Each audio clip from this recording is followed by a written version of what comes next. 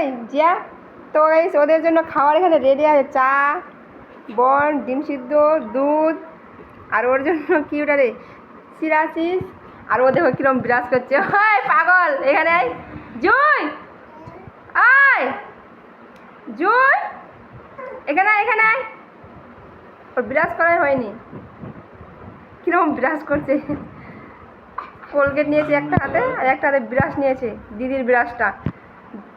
ফকলি মা আমার, দাঁত তো গাজেনি, দেখি রে দাঁত আছে তো, দাঁত দাঁত আ করো তো।